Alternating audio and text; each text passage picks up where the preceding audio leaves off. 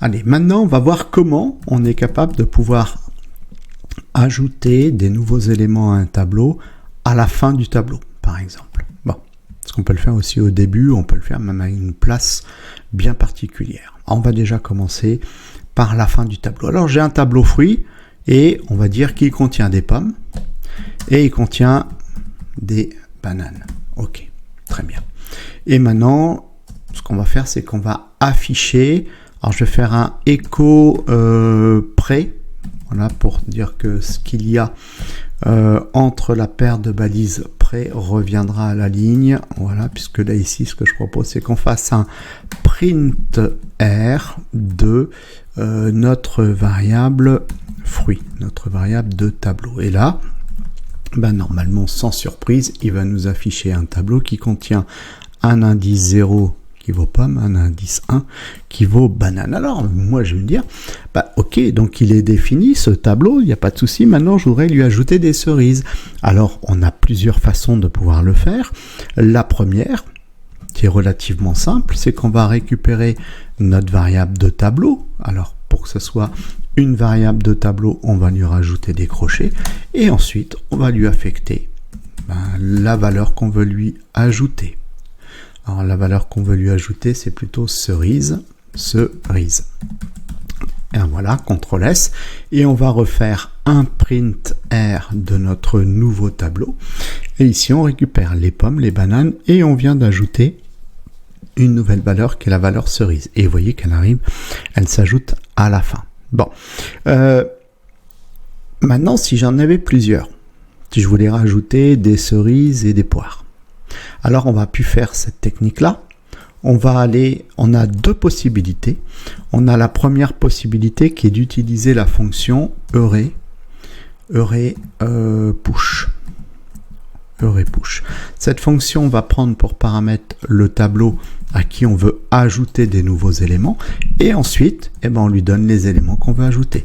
On a dit on veut ajouter des cerises et on veut ajouter des poires. Ok. Voilà, et maintenant on va refaire tout simplement un print R de notre tableau. Et là, voilà, on récupère les pommes et les bananes, c'est ce qu'il y avait au départ, et on vient d'ajouter des cerises, on vient d'ajouter des poires. Parfait, super.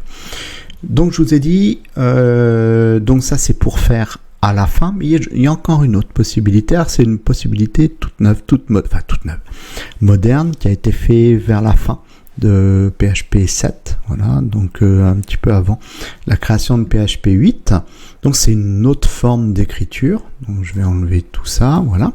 C'est une autre forme d'écriture, c'est qu'on va réaffecter. Donc on reprend notre tableau, notre variable de tableau fruit, voilà. Et on va lui dire, donc tu es égal à un tableau, d'accord? Dans ce tableau, je vais lui dire, tu m'ajoutes des cerises. Alors, j'avais là ici fait cerises et poires. Alors, je vais dire quoi? Je vais dire des, je sais pas, alors je vais dire des carottes. Même ça, fruit, c'est pas un fruit, mais bon, ça fait rien. Et des tomates, ça peut être considéré peut-être comme, peu importe, on s'en fiche. C'est juste histoire de changer les valeurs. Bon. Alors, là, j'ai dit, oui, mais il faut que je garde aussi ces informations-là. Alors, ici, on va mettre 3 petits points. On va reprendre la valeur de notre tableau, enfin le nom de la variable. Et là, automatiquement, on a... Alors, c'était pas bon. C'est pas bon. Alors, pourquoi ça n'a pas marché? Alors, attendez voir. Qu'est-ce que j'ai fait? J'ai fait... si, c'est normal, puisque il va falloir que je lui dise, tu me fais un print R. Ok, bon, ça m'a juste déstabilisé, je me rappelais, enfin bon, c'est pas grave. Bon, pommes et bananes, donc là je récupère mes pommes, mes bananes, ça vient de ça, d'accord? Je récupère les 3 petits points suivis du nom de la variable, je récupère tout ce qu'elle contenait, la variable, d'accord? Et après je viens ajouter à la suite, pouf, comme ça vient, les carottes, les tomates, donc je viens rajouter encore à mon tableau les nouvelles informations que je voulais lui donner. Donc ça c'est si on le faisait à la fin et si on voulait ajouter des choses au début du tableau. Voilà, hop, puis après je m'arrêterai là pour la vidéo, parce que ça sert à rien de trop dire des choses. Donc on avait vu qu'on avait donc le array push, d'accord, qui permettait d'ajouter à la fin, ou alors comme on a fait avec les 3 petits points. Et si on va ajouter au début, on a le array underscore unshift. Et lui va nous permettre de pouvoir, genre pareil que pour array push, on va dire de quel tableau on parle. Donc nous on parle du tableau $fruit, voilà, et on va lui ajouter des cerises.